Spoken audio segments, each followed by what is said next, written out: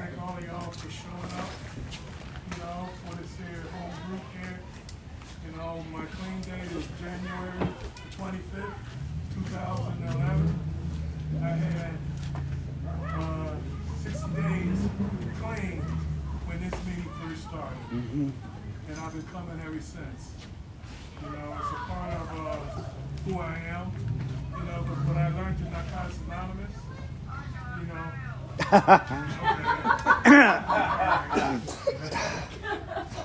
okay, you did that. But anyway, what I know is that recovery for me today is a way of life.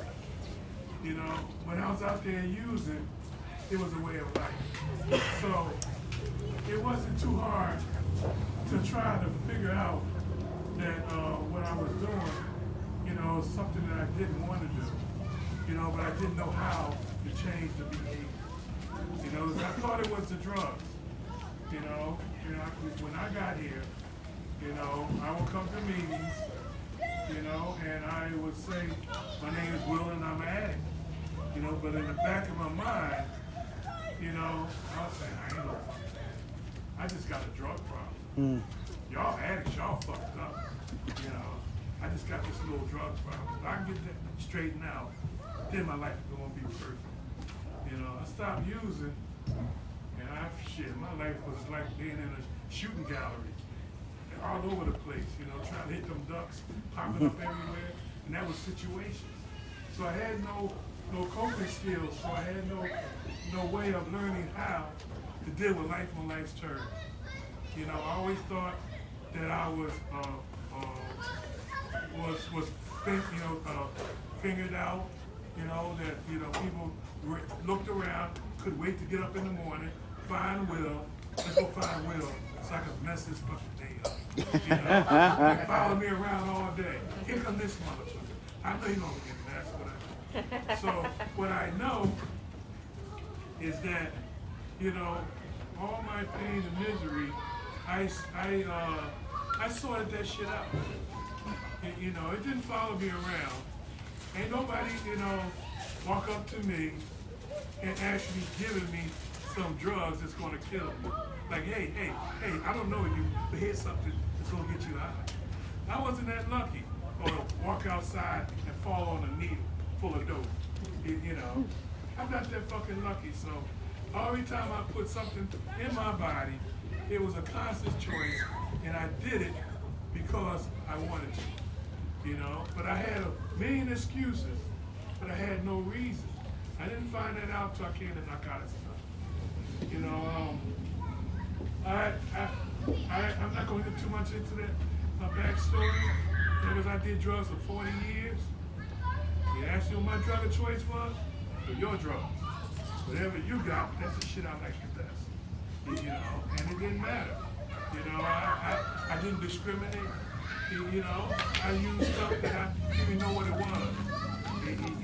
Just because if you said, this is the truth, if you told me if you chew bubble gum and drink 7-Up soda and they got you high, I had 2 pockets full of gum and 2 liters in both hands. Because you said it got you high. I'm like I said, I'm an overachiever. Everything I do, I gotta do double. It's not gonna, it's just similar, something normal for a normal person to get high. I gotta do triple. And I try to, make that a way of my life. I can remember saying, I must get high every day, and I don't care what it was. Even tried smoking goddamn toothpaste. I was in Job Corps. This is I'm telling you the truth. I was in Job Corps, and I was 15 years old, and these people was in the bathroom smoking toothpaste. That's how fucking insane this disease is. And so I tried anything. But what I know is that, my life was really, really unmanageable, and I had no clue. And then once I got to Narcotics Anonymous, that's when I found out that drugs were just a symptom of my problem. You could not, man, I'll fight you over that. Drugs did this to me. And the people that gave it to me did this to me. You know, nobody never gave me shit. I sought that shit up. I stole, I lied, I cheated, I manipulated to get it, you know, and it was never enough. You know, so I get to Narcotics Anonymous, and I found that magic thing where, you know, they say, you know, do an inventory. You know, so I did an inventory and I went all the way back, you know, as far as I could go. And I found out that I had the disease long before I picked up. You know, I used to go to this meeting every day at noon, and this guy used to always say, you need to get a book and educate yourself, because half of y'all don't know what your disease is. You suffer from the disease. You come in here talking about your drugs, you know. And after being here, you know, I thought if I could memorize this shit, I could read the readings. I got them all memorized, you know, and I thought that shit was badass to get up there and somebody say, I can't find a reading, then I just start spitting that shit, you know, like I'm rapping, spitting that shit out, you know, and so I said, man, that's cool. And then this guy had a nerve to come up to me and say, hey, do you know where that come from? I say, from the literature. He said, where? I said, from the literature. He said, it comes from somewhere. I said, hey, get out of here, you know. He said, have you ever read the book? I said, yeah. He said, no, you didn't. I said, I did. He said, each one of these readings is a chapter in the book of Narcotics Anonymous. I said, yeah, right, okay. And shit like it there. So next day I got a book and I read that shit. And it was one of the readings. Here's a chapter in the book. And I came in the meeting the next day and he looked at me. And I kind of did like this. He was right. I couldn't look at him, you know, and stuff. And so after coming in this, I stopped doing that shit. And stuff, you know. And I had what they call, most of us got when we get here, it's the parakeet syndrome. You know, we repeat everything we hear. You know, I was really good at that shit early in recovery because I wanted this shit, but I really didn't know how to get it. I came in, I was here for really, somebody shared something really good in the meeting, and then I go to the next meeting and I say the same shit. And everybody say, man, that's a really good shit. That's a really good shit. You know, so this one day, this guy had an audacity to walk up to me and say, man, I really like what you said, but how do you process? How do you do this here? I said, what? I said, get a book and educate yourself. That's all I could do, so I stopped doing that shit, you know, trying to do the parakeet syndrome. But to say something, I started, you know, learning how to, you know, understand this here literature. It's not just something we read in a meeting. This literature is meant for us to practice the principle. Behind every step is a principle. Behind every, every tradition is a principle. You know, so what I find out is now, you know, I really wanted this shit bad. And this is how bad I wanted it. I can remember when I first got here. And everybody talking about get a sponsor, get a home group, get a support group. So I'm checking this shit off, getting a home, got a sponsor, you know, getting a home group, you know. Then they say get a support group. So I'm running around trying to find out where this support group is. You know, I thought it was like a regular meeting, you know. It was a support group, you know. Where's these motherfuckers at? So I had to went up there, walked up to somebody and said, where's that support group at? They said, you know anybody in the program? I said, yeah. He said, well, that's your support group. I said, oh, fuck, you know, damn. They said, you know a lot. I said, well, a lot of people. They said, well, you got a big support group. I said, okay, we can work with that. So what I learned from that point was that, you know, we coming here not knowing, and I was the type of person that would tell you, I know. When you're talking to me, telling me something, I know. I think I know. I tell you, I know. Favorite line. You know, then after being here a while, I found out I didn't know nothing about recovery. I tell you about everything about fucking my life up, but I did not know how to grasp it and start changing. You know, so I started, working with a sponsor, and he gave me two, principles. He said, one thing you must learn is that you play a part in everything you do, and you always got a motive behind it, which I didn't think of, that I had a motive. But when I look back at my life, everything I did nothing, unconditional. I didn't hear about the word unconditional until I came to Nakamana. Because where I came from, it was okay to do if you help somebody, but then you know what? You're on my list, you owe me. You owe me big time. And the bigger, the more I give to you, the worse you got. So it was like, oh, you fucked up when you asked me to help. You're gonna be doing double. So that was my thinking. So I got here and found out when they told me that in order for me to keep what I got, I must give it away. And once they said, give it away, hell no. My mother better work like I did. I work hard for my shit. I ain't giving this to no fucking body. Then they said, that's your problem. Your disease, the core of your disease is self-centeredness. It's, it's self-seeking. It's all about you. So finding these things out, it was a process of, finding some freedom from my insanity. Like I said, when I found out that I was an addict, I was a little kid, and I come from a big family, it's 8 of us, and I'm the oldest. When I was a little baby, I was the shit, I'm gonna tell you. I was the shit. My dad would take me everywhere with him. He'd dress me up. We would match it everywhere we go. He said, it's my son. He gonna do the big shit. He gonna do the big things. It's my man, And I'm eating that shit up like, oh, yeah, I'm eating that shit up, and stuff. And then all of a sudden, here come all these little crumb snatchers behind me, Now I'm not the most important anymore, Now all of a sudden I got responsibilities, And the worst responsibility was watching out for my other brothers and sisters. I said, Mom, I wanna go out and play. I said, yeah, you go out and play, but take that motherfucker and that badass motherfucker with you. I'm like, what? Them damn kids. I'm saying in my head, I gotta watch these kids. Now, when something happens to them, I get the ass whooped. So all of a sudden, I got all these responsibilities, and my mother and father, this is when I first started building resentments.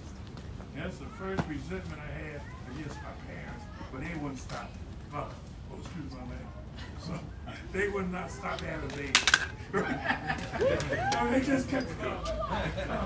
It was like a little hamster. Breathing and shit. And so that means more work for me.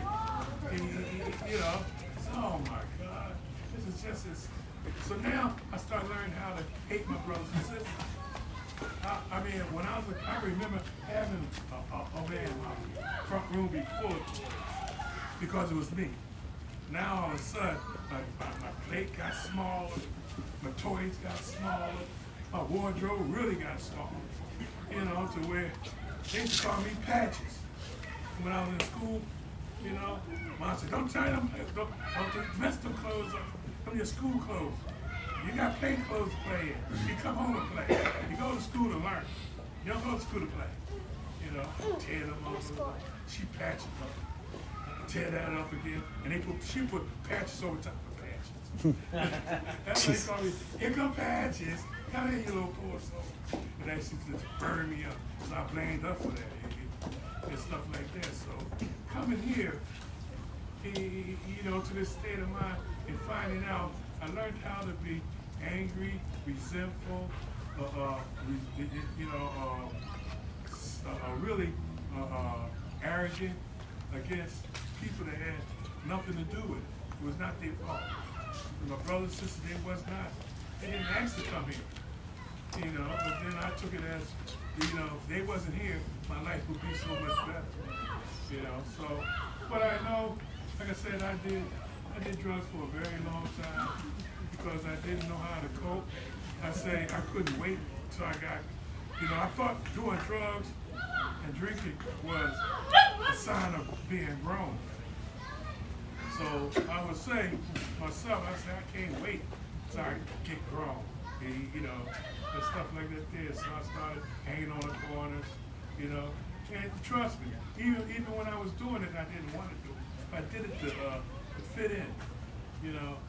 And when they start doing the crimes, you know, I always was in the back, but you know, and I always wanted to cut, so I had to participate, you know, in the creation, you know. So what I know is, like I said, it was just really messed up.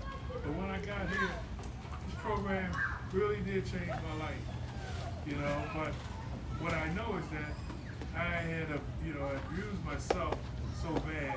When I got to the program, I was broken down. You know, at 18 months clean, you know, and I was doing everything, you know. Then I found myself in the hospital, you know, all my organs were shutting down. And they had to put me in a coma, you know, and came out that damn coma. I had to learn how to walk, I had to learn how to talk, and that was the worstest feeling that I ever had because I had got a voice in Narcotics Anonymous. You know, when I first got here, you know, you couldn't get 2 words out of me. You know, when I first got out, sit in the back, I just wouldn't say nothing, and I'd leave, get there, and I'd leave, you know, or somebody say something. Now you can't shut me the fuck up, so sorry about your luck. You know, y'all did this. You know, I'm just a product of what y'all created. You know, and I found out that this is a weak program. You know, I could not do this by myself. You know, and I found out is I get more out of giving than receiving.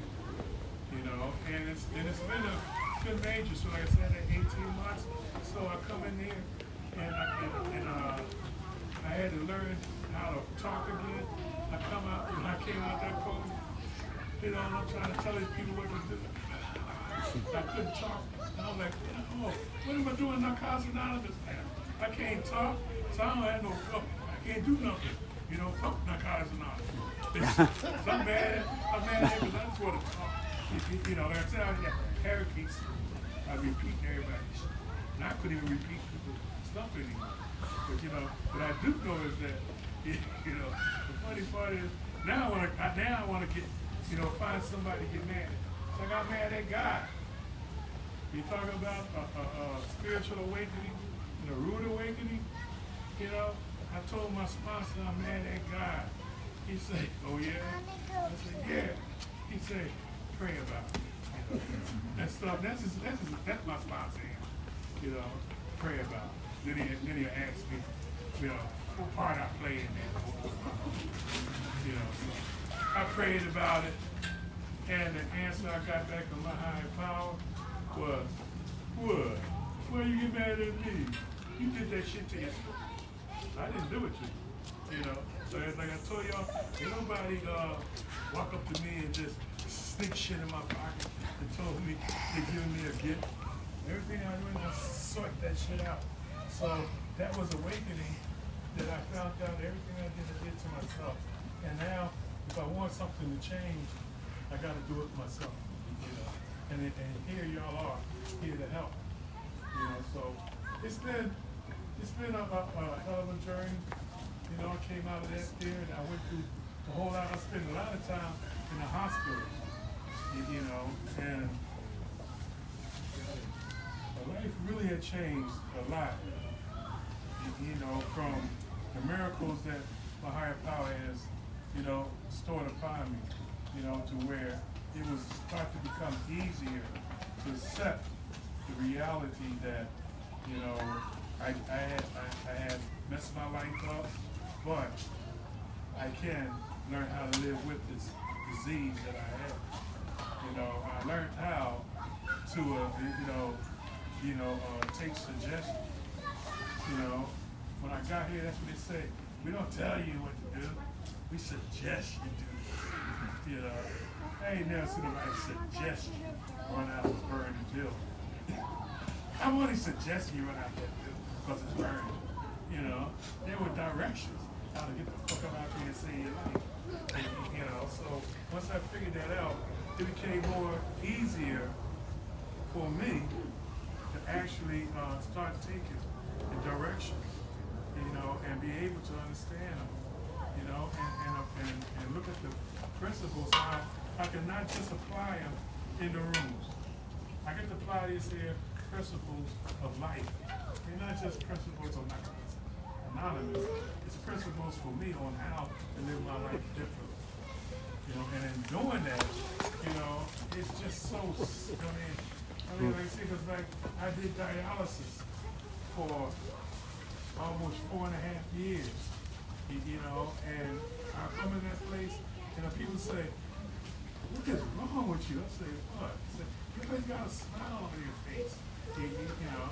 I say, what? This is work, you know. It's a part-time job, you know. I come here 3 times a week, 4 hours a day. That's a part-time job. And I like it, and it's saving my life. Why should I be pissed off like everybody else? You know, like, so what I'm doing, I'm working for myself. So they said, oh, that's a good terminology. Oh, what's going on? You know, but you know, after a while, you know, it got to the point to where I did still start feeling, you know, ungrateful. You know, where, you know, COVID was happening, so my disease was trying to tell me, all these people in here got COVID. You already, your immune system's already compromised from having a transplant and stuff like this here. So you shouldn't go. I mean, if I don't go, then I don't live. What part did you don't understand? So it only took a minute to snap back, you know, to reality that you know certain things are putting your path for reasons. You know, and what I know is that a lot of times people don't get to experience the things that other people get to experience, but some of them are not strong enough.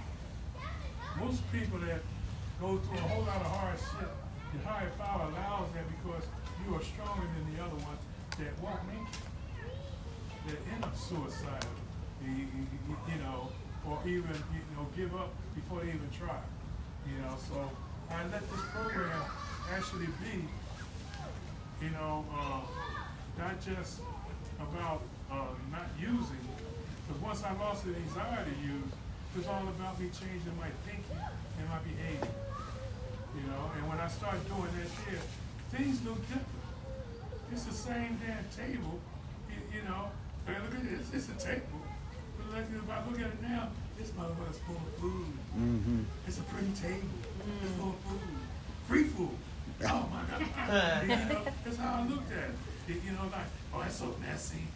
It ain't coming nothing out. You know, that's how you look at things.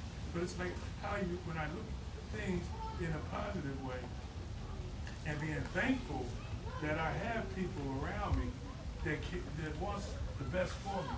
You know, because I always thought, you know, that everybody was it was designed for me to be the one that doesn't, you know, achieve anything.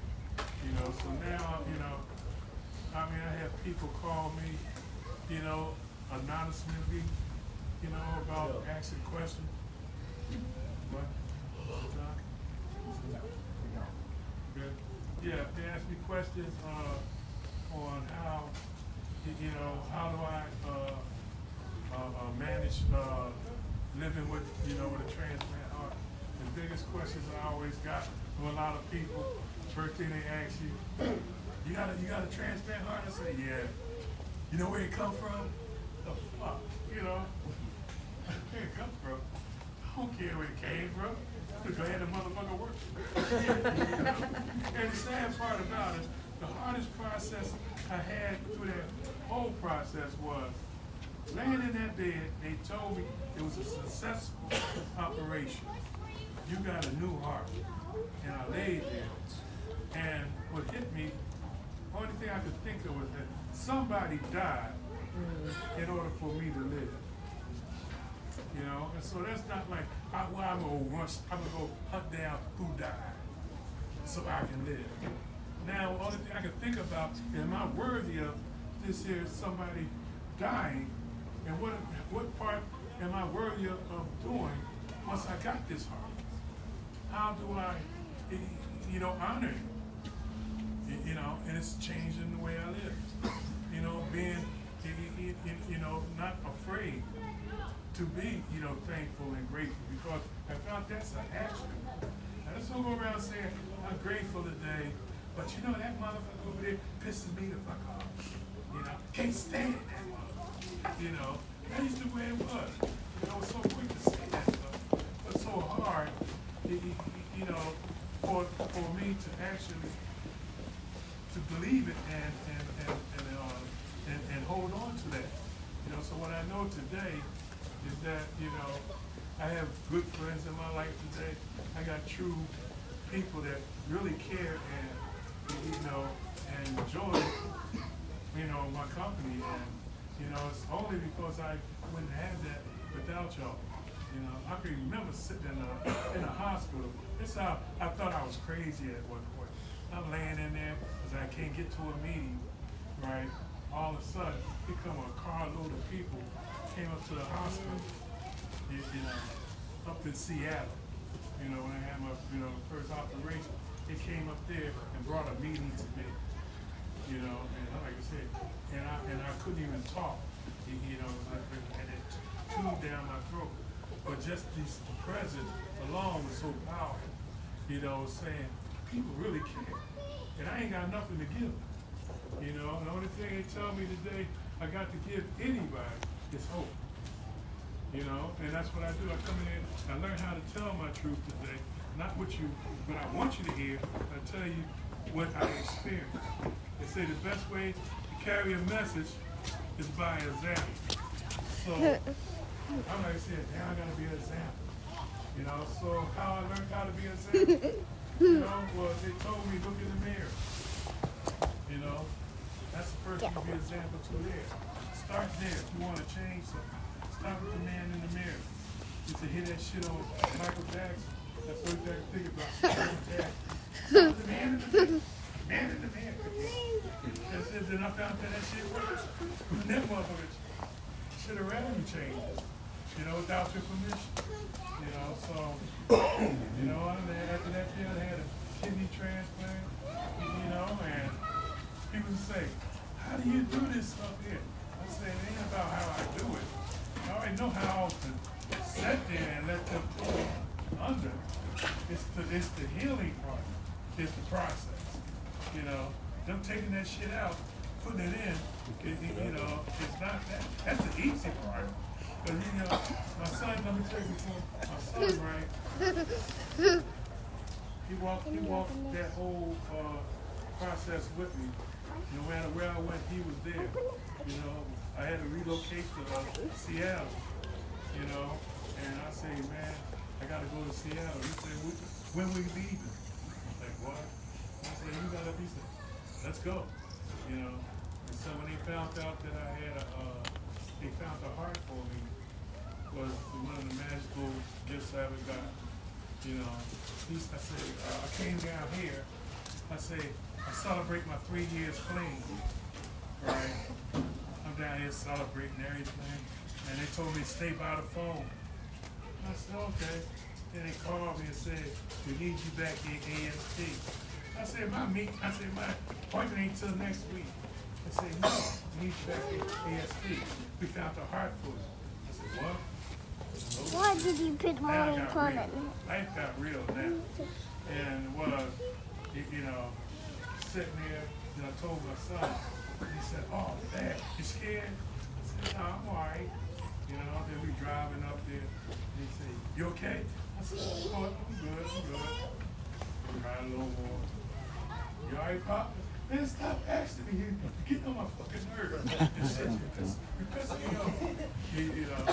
And so when I got there, I told him, I said, I'm okay. I said, if anything, I'm going to tell you now,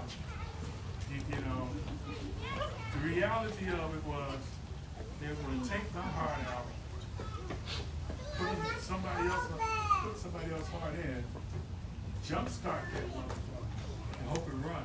You know, just cross their fingers and hope it run, because that's the process.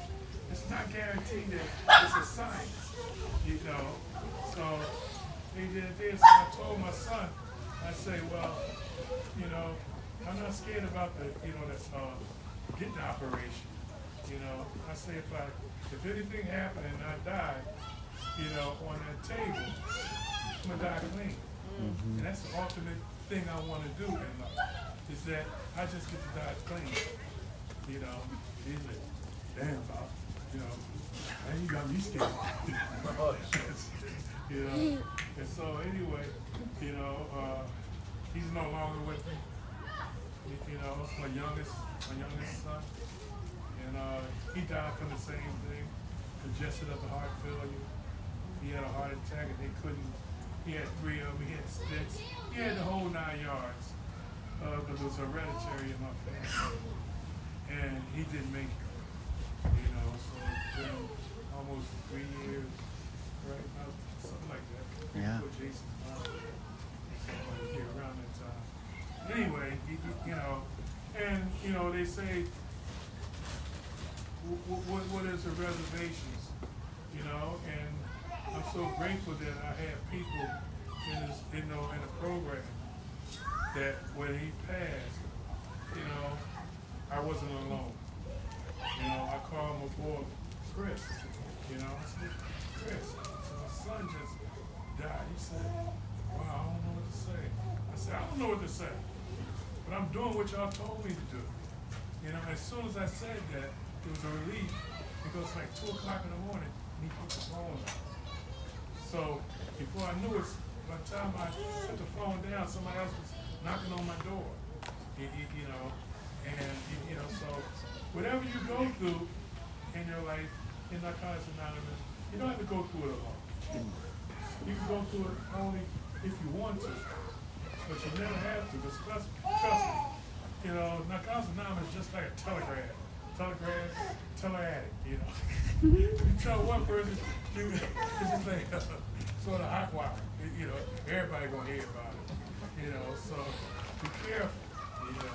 So what I know is that, like I said, this was, you know, I thought that we were trying to make this a reunion picnic for all the people, whoever, you know, was a member of Breaking the Chain. But most of the people here attended most of the meetings or was a member that's here now.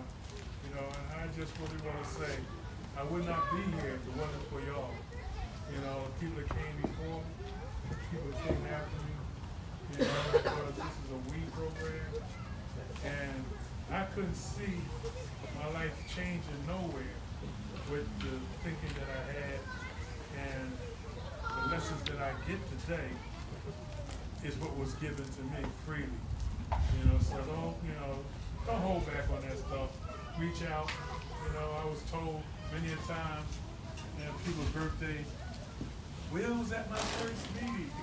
You know, but shit, I had nowhere else to go. I burned all the other bridges. I didn't have no baby mama drama. I ain't had no kids. All my kids were grown. They were telling me what to do. So I had no else to do but be in a fucking meeting like I was doing. And once again, I just want to thank y'all for showing up and breaking bread with us. And this was appreciation for all the people that come down here, you know, just to try to save their lives.